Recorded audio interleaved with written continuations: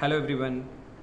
Design thinking starts with empathy, and empathy is very important one for design thinking to bring out creativity and innovation that leads to start. To understand the importance of empathy, we are going to see two different case studies of the product failure because of not doing the empathy. Yes, that's most important to understand, right? The first case study is about Nokia Phone.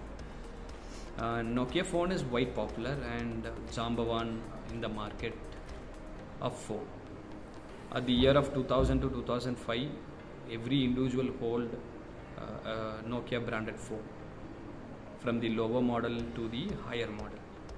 The Nokia had few features like limited support of internet services, chat, and few more calling option too. And initially, the smartphone era was started, and Android was actually trying the Nokia brand to embed the Android in the Nokia as making it to the smartphone. But Nokia denied the Android users. I mean, the Android sellers. And Nokia assumed that they were top in the market and they don't want to have a new features to be added in the Nokia phone. And the Android went to the Samsung market. And that is the fall started to the Nokia, because Nokia didn't do empathy with the users of Nokia phone. They just thought themselves the available future is enough to them in the smartphone. So because of not doing the empathy, the Nokia started fall period from the 2005, and right now the Nokia could not able to do that with the things. So it was the biggest failure to the Nokia without doing the empathy. So now you will understand why empathy is very important to understand the problem better. And the second case study is Ambassador car. In 1980s, and most of the government official use Ambassador, and whomever holds the car, that's a brand of Ambassador. Ambassador car have a lot of features, and it has petrol engine, diesel engine, and it has hand gear, and good to travel, and smooth one, and lot of protection when we go in Ambassador. When vehicle hit or got an accident, the Ambassador will protect you. So that's the best car in the market at 1980s.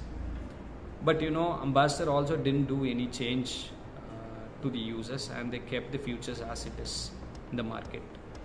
Then the later market like Maruti Suzuki, Tata Motors, they came into the market, and they did an empathy with the user for updates in the car.